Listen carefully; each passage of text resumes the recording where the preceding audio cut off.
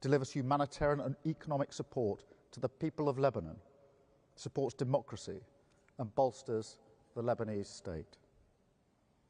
Second, we discussed the war in Ukraine, building on the conversation I had with President Zelensky at Downing Street last week. We remained united in our support for Ukraine. We have always said that it is for the Ukrainian people to decide their own future. So we're clear, together with President Zelensky, that the only acceptable outcome is a sovereign Ukraine and a just peace. We want to see Ukraine thriving and secure, and we'll work together to make that happen.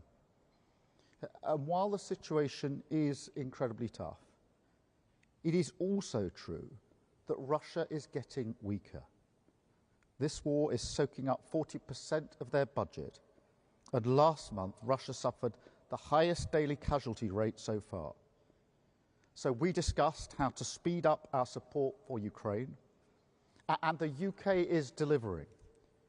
95% of the equipment that we promised to fast-track in July is now in Ukrainian hands. And together with the G7, we're working to send 50 billion euros of support to Ukraine, drawn from the proceeds of frozen Russian assets. So as Ukraine enters a difficult winter, it is important to say we're with you, we're absolutely united in our resolve, and we'll back Ukraine for as long as it takes. And now I'll take some questions, and Carl at ITV, I think we're starting with you.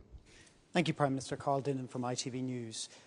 Given what we know about the United States' position on military support to Israel, would you now consider a further suspension of arms sales to Israel if the humanitarian situation in Gaza does not improve?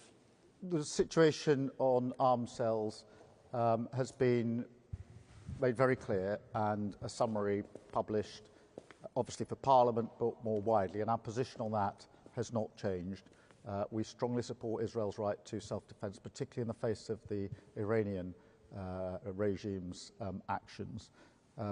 But look, I do think that the death of Sinwar provides an opportunity for a step towards that ceasefire that we've long called for. Thank you.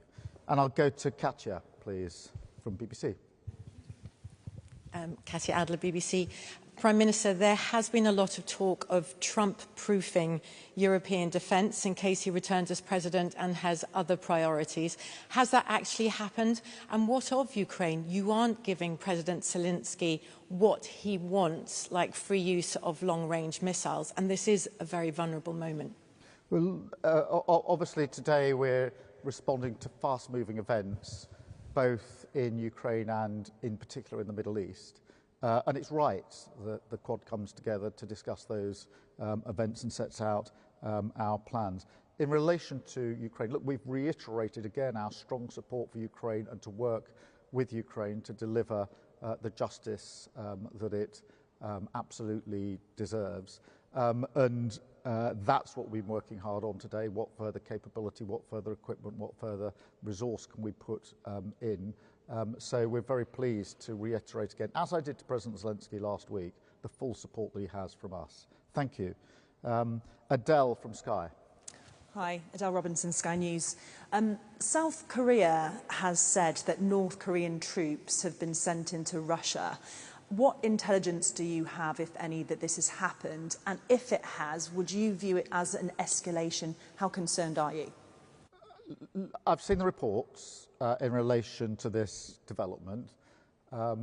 If it's true, then to my mind, it shows a level of desperation in relation to Russia, which goes with the points I made at the end of the short remarks about the situation, if you like, as we enter into, yes, what will be a difficult winter, but with Russia in a difficult position in numbers of casualties, the impact on their own resources. And so I say, if this is true, then to me, it looks more an act of desperation than anything else. Thank you. And I've got Martin from the Daily Mail.